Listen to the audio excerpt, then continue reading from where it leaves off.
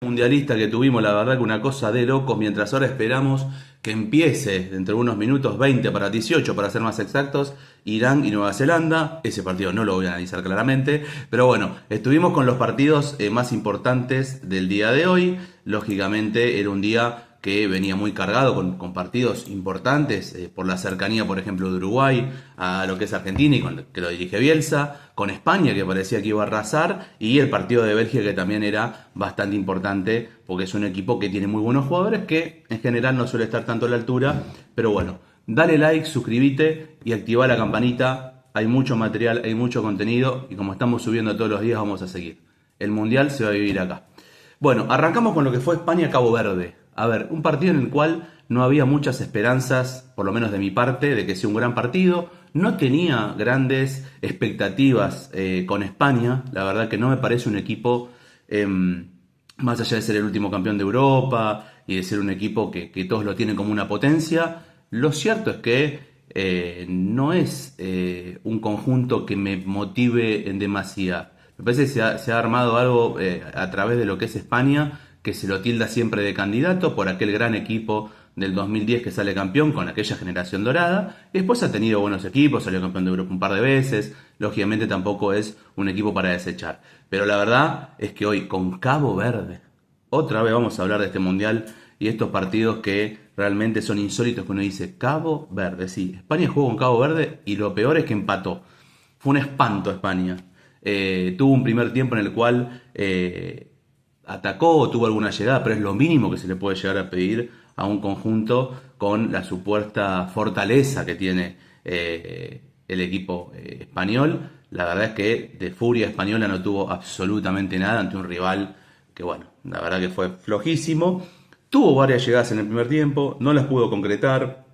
Lo que está pasando también con España, por lo menos en los dos mundiales anteriores, ¿no? 2018 y 2022, es que termina siendo, a lo mejor hoy no tanto, pero el rival era muy pobre, una posesión boba, por así decirlo. En el partido de hoy terminó teniendo una posesión del 74% y el rival Cabo Verde de 26%, lo cual es lógico por la poca equivalencia que había entre un equipo y otro. Pero la verdad es que el partido terminó en un empate 0-0. Entonces, nada, me parece que es el primer partido, pero el partido, pero ganable es poco. O sea, ¿qué le podemos pedir a España si no le podemos pedir que le gane a Cabo Verde? Veremos cómo se desarrolla el Mundial en estos días que vienen, en las demás fechas, pero lo cierto es que España, lo de España fue un papelón increíble. Es algo que se reitera en el tiempo esto, ¿no? De la posesión boba, como le digo yo. Hoy llegó, pero la verdad es que llegó porque el rival era muy pobre. Entonces, Bossini, un arquero de 40 años, termina siendo la figura del partido. A ver, lógicamente en las estadísticas, esto que a mí es algo que no me encanta, pero que puede marcarte lo que es un partido, tuvo 27 tiros contra 6 al arco, 7 de España contra 1 de Cabo Verde. La verdad que no es sorprendente eso, lo sorprendente es que se empate un partido que lo tenés que ganar por lo menos 4-5-0, como hizo Alemania, que terminó ganando, aunque no me parece un rival o un equipo de fuste por hacerle 7 goles a Curazao. La verdad es que es más, el primer tiempo fue muy pobre, como les comenté. En fin, lo cierto es que España empató 0-0 con Cabo Verde. Y bueno, la verdad es que vamos a ver qué es lo que pasa de ahora en más. Pero empezó muy, pero muy mal. El segundo partido en este combo mundial fue el de Bélgica-Egipto. Ahí sí tenía expectativas. ¿Por qué? Porque Bélgica tiene muy buenos jugadores, los tiene hace rato. También una generación dorada, podemos decir, que terminó en los primeros puestos de algunos mundiales, de los últimos. Pero bueno, también es una generación que se va apagando, ¿no? Con Lukaku, que ya está grande, con Kevin De Bruyne lo mismo. De hecho, los dos arrancaron en el banco el día de hoy. Y bueno, no sorprende porque están seguramente en un nivel ya, en un declive en lo que es su gran carrera ambos jugadores. Tiene a Doku, que es un jugador bárbaro en el Manchester City, pero en Bélgica evidentemente esto no se ha demostrado y bueno, eso fue fehacientemente lo que ocurrió. Empezó ganando Egipto a los 19 minutos con un gol de Eman Ayur, un gol de afuera del área muy bien, un remate de media distancia que fue muy muy bueno, un jugador bárbaro que junto con Salah se las arregló para complicar a la defensa belga. Y lo cierto es que el primer tiempo me parece que Egipto lo termina ganando bien, 1-0.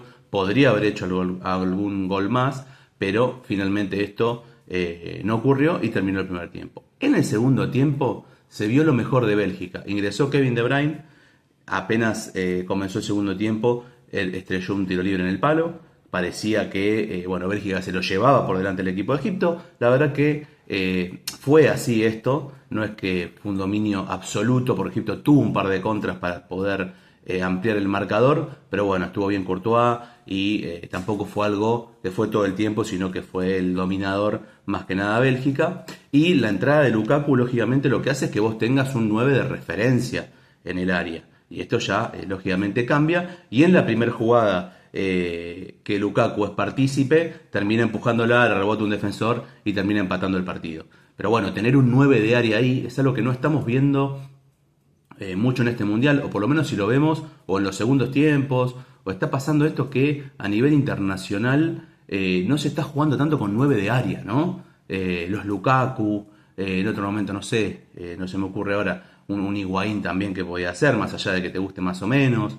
Haaland lo tiene, Noruega, perdón, lo tiene con Haaland y con Sorloth, que los dos son 9 de área, así que veremos ahí qué es lo que ocurre con este equipo también. Pero bueno, está como medio en desaparición, me parece, lo que es el 9 de área. Y me parece, entiendo que en este mundial tendríamos que empezar a revivir esa figura de un 9, que tiene que estar alguien que está ahí dentro del área, que sepa los movimientos, que sepa el oficio. Se empezó a hablar mucho de esto del falso 9, de gente que llega de atrás para convertir, que tampoco está mal, digo, pero la figura esa del 9 de área me parece que no se tiene que perder. Y bueno, y lo demostró Lukaku apenas ingresó, convirtiendo el gol estando ahí donde tenía que estar, en el medio del área. Bueno, de ahí en adelante el partido hubieron muchas llegadas de Bélgica. Egipto las terminó controlando, podríamos decir, y el empate estuvo bien. Fue un tiempo para cada uno. El primero para Egipto, que lo dominó tranquilamente, y el segundo para Bélgica, que se lo llevó por delante con más corazón que fútbol, y con esto que les decía de un 9, que te lleva puesto como es Lukaku, que es un ropero, ¿no? Así que bueno, no me dejó nada, me dejó mejores sensaciones Egipto que Bélgica, ¿eh? Otra vez volvemos con esto de los candidatos o candidatos a estar en los primeros puestos, decepcionaron, tanto España como Bélgica en este caso. Y el tercer partido que terminó hace un ratito fue el de Uruguay.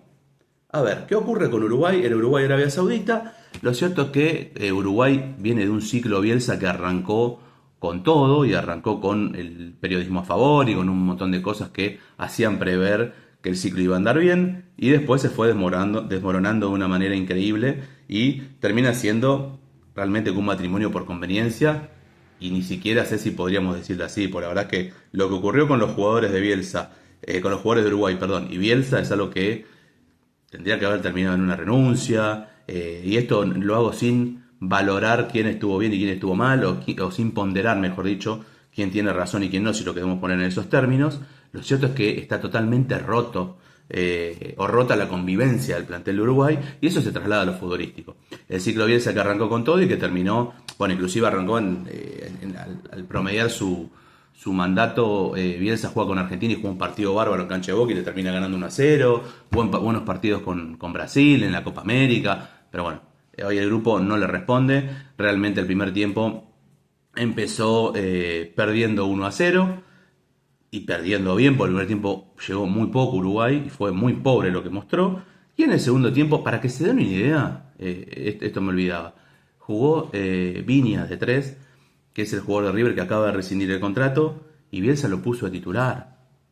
Un muchacho que en Flamengo jugó muy poco y que en River jugó poco y mal y que le acaban de rescindir el contrato, hoy fue titular en Uruguay.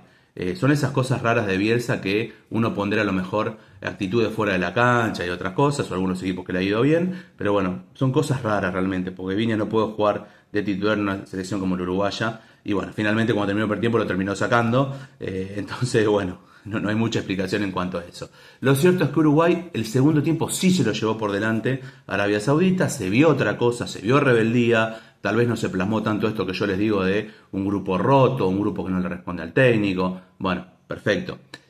Mediante centros, ¿no? Me hizo acordar mucho, tuve un déjà vu en algunos momentos de Argentina-Suecia en el 2002, un partido que casi nunca me lo quiero acordar, pero bueno, era eso Uruguay, centro, centro, centro, centro, y no tenía otra cosa para hacer que tirar centros.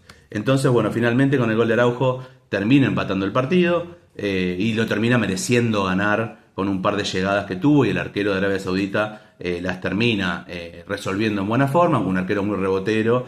Pero bueno, a ver, ¿qué queda de acá para adelante? La verdad que es sorpresa que empate Uruguay con Arabia Saudita. Bueno, Argentina le pasó el Mundial pasado, en el cual Arabia Saudita le termina ganando, ¿no? Entonces tampoco es sorpresa, es un buen equipo, el equipo saudí, y tampoco es sorpresa que Uruguay empate el primer partido con Bielsa, cuando Bielsa, como les decía, no venía para nada bien. Esperemos a que corra un poquito más el Mundial, el segundo partido de cada uno de estos equipos, tanto de España como de Bélgica como de Uruguay, pero en ninguno de los tres casos me parece que vayan a ser animadores del torneo.